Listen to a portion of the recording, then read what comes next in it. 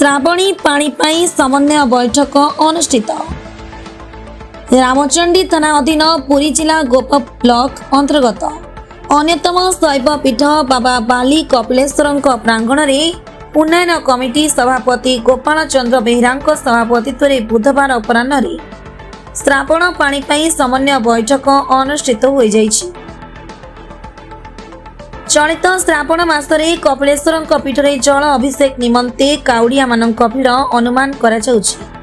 श्रद्धालु मानक भिड़ को आखि आगर रखी श्रृंखला रक्षा करने निमंते बैठक रे आलोचना करा जाइतिला।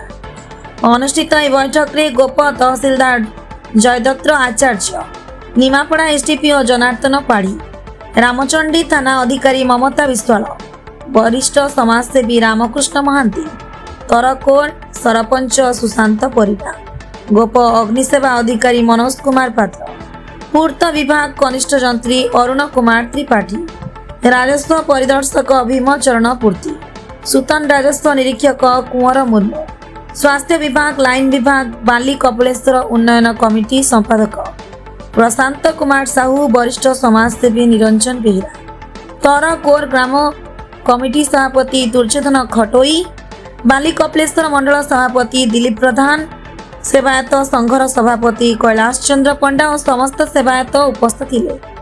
चलित वर्ष संख्याधिक श्रद्धालु आगमन को दृष्टि रखी शांति श्रृंखला रक्षा निमंते एक प्लाटून फोर्स मुतयन और ब्यारिकेड कराई जना पड़ी।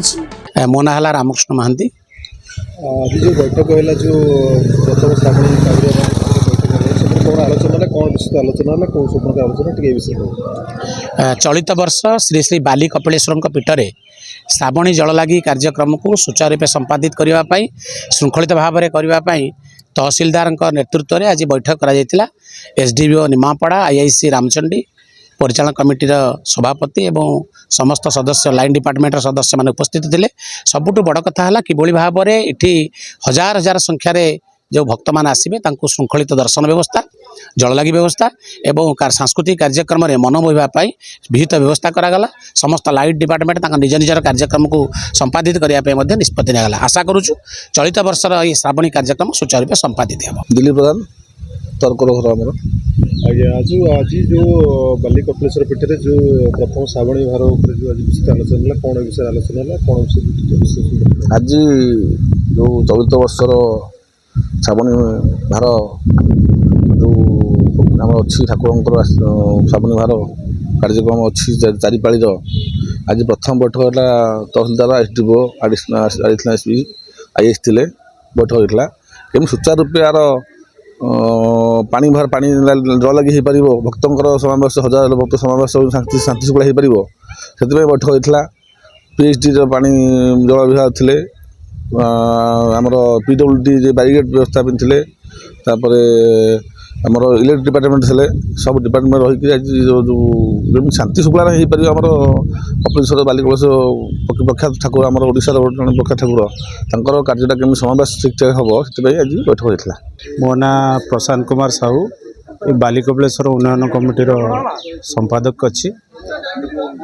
आज चलित वर्ष श्रावणी भारपाई जल लगी अभिषेक हम बाबा बाली कपिलेश्वर पीठरे से आज समन्वय प्रस्तुति बैठक होता। यही बैठक रे सम्मानीय तहसीलदार गोप एसडीपीओ निमापड़ा आईएसी रामचंडी एवं आमर उन्नयन कमिटीर सभापति एवं तरकोर ग्राम कमिटीर सभापति सेवायत कमिटीर सभापति एवं ये उन्नयन कमिटीर समस्त कार्यकर्ता मुरबी समस्त ये समन्वय बैठक में उपस्थित थे।